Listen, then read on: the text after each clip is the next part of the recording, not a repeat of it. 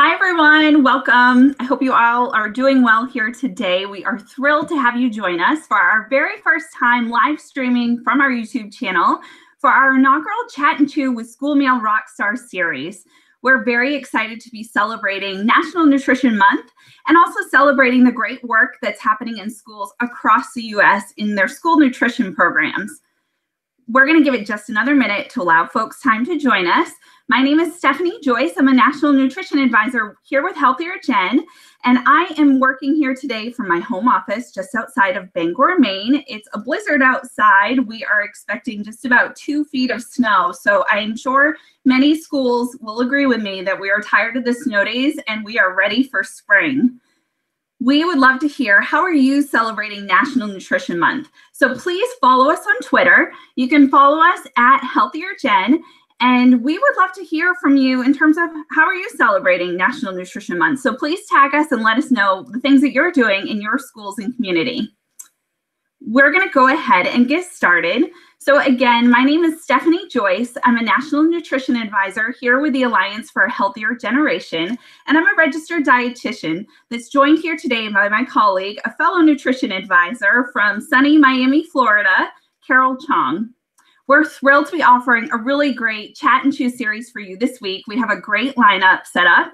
So we are going to be hearing on Wednesday and Thursday at the same time, 3:45 p.m. Eastern Time. You can join us here again.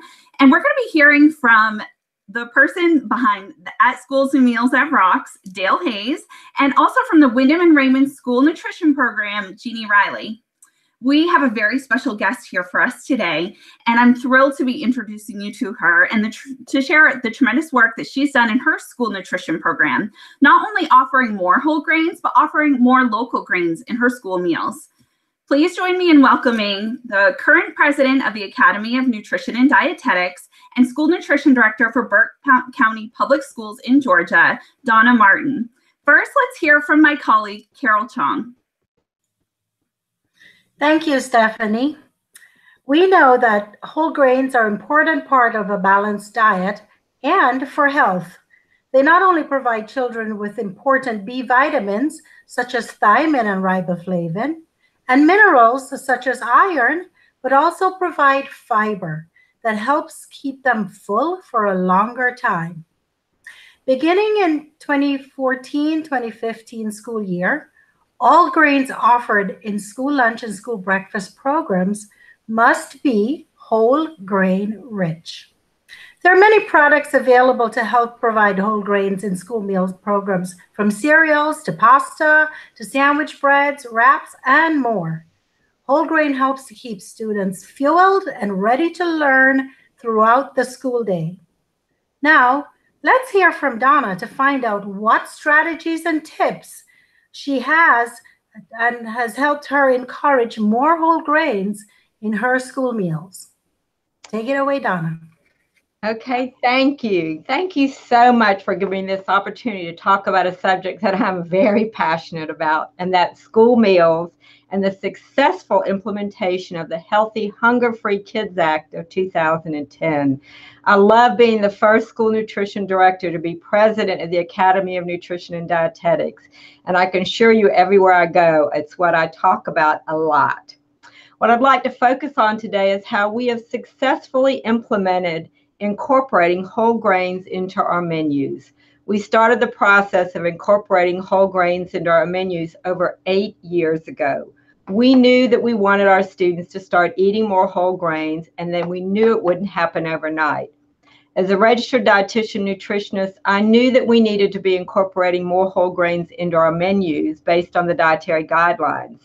The first thing we did was to start playing with our scratch dinner roll recipe by making them with 25% whole wheat flour. And then after the students got used to that, we upped it to 51% whole wheat flour. We found a local farmer who was willing to mill whole grain for us. As part of this process, we brought in someone to work with our staff on cooking with whole wheat flour. Dough made with whole wheat flour will absorb more water and requires increasing rising and proofing time. So mixing time is less because the bran from the whole grain cuts through the developing gluten strands with increased mixing, resulting in a product with low volume if you overmix. So you need to know how to make whole grain products. We worked on standardizing our whole wheat flour recipes until we got them just right. Believe me, the smell of home-cooked rolls still make everyone in a building hungry for lunch. Once we got the whole wheat recipe down pat, we started working on a whole grain cinnamon roll recipe. To say that our students love our whole grain cinnamon rolls would be a gross understatement. One thing about using locally milled whole wheat flour is that you must keep it in a cooler all the time, since the germ is in the flour, still there. It is really not that hard to find a miller to mill for you, because when they realize how much flour you're willing to buy from them on an annual basis, and they get to deliver it to either a central cooler or a few schools, they get pretty excited. If you need help finding a miller, I would contact your local extension agency, and they can tell you who has a grain mill in the area. And if you cannot find a local miller to mill flour for you, store-bought whole wheat flour or USDA commodity whole wheat flour is just as good. Freeman's Mills does all our milling for us, and they're now shipping flour and grits everywhere because I talk about them so much. During Ag Week, during our Feed Our School Week, we invite our local miller to come in and do a demonstration for our students using a portable mill he brings on a trailer. The students are fascinated with seeing him take the wheat and turn it into whole wheat flour, and they get to touch it and feel the grain in the flour, and that makes them understand what whole grain is all about. When we started working with our local miller to start purchasing whole grain grits, our kids got so excited. Cheese grits are probably our students' very favorite breakfast. Remember, I work in the South, so grits are a must for breakfast, and we use them at lunch also when we serve fish. People say students don't like the whole grain grits because they have those little brown flecks in them and those black flecks. But brown or black flecks in grits are completely normal and nothing to be concerned about. Specifically, they are ground up in tips from the end where the kernel of corn attaches to the cob. We package these grits in our automatic packaging machine we call our I Love Lucy machine, because it's so much like the one she did when she was wrapping all those chocolates. So we send it down for breakfast in the classroom in our grab-and-go breakfast. We've recently started packaging overnight whole grain oatmeal for breakfast also. We add peaches to it so it counts as a grain and a fruit. A lot of our students have never eaten oatmeal, so we taste tested a lot of different recipes before we sent it down to the classroom. Taste testing is really important. We probably made it a little extra sweet, hoping to get them used to it, and then we planned on backing off on the sweetness once they get used to the oatmeal. But when we set it down, they said it was too sweet already, so we were thrilled. We backed off on the sweet. What we found best works with our hamburgers buns and hot dog buns and sandwich bread and hoagie buns is to buy the white wheat products. They don't look so much like the dark brown whole wheat products, and they do not have that metallic taste like some of the whole wheat breads have. The students do not even notice the whole grain pizza crust we use. They love pizza, and they will take it any way they can get it. We found that our younger children are more receptive to the whole wheat products than our older children, so we feel like in a generation, I predict whole wheat will become the norm. We now are also buying whole grain cornmeal to make cornbread. You know, I'm in the South, so we have to have our cornbread. So we also use the cornbread in our cornbread dressing and our turkey and dressing casserole. And we also use our whole wheat rolls when we make the dressing. The kids are clueless that it's whole grain cornmeal. They love it. We also do a whole grain rice in our stir fry and in our seasoned rice recipes and in broccoli rice casserole and in our vegetable rice with shrimp sauce. The shrimp sauce is a fake shrimp sauce, but it does add a lot to the vegetable rice casserole recipe. And our whole grain rice recipes go over really, really well. We still do cobbler, and we put oatmeal on top or ground up whole grain rolls that we make as toppings. So we haven't stopped serving whole grain desserts.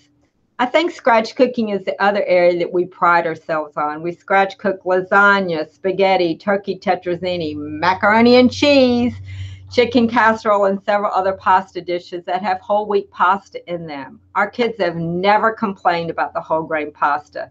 The only problem was that it took the manufacturing companies a while to develop the whole grain elbow macaroni that we needed for our macaroni and cheese. We were begging. But by scratch cooking, we also feel like we're able to control the sodium content of our food much better. We make our own oatmeal and peanut butter whole grain cookies that our students love. They never turn down a homemade cookie and never complain that they're whole grain.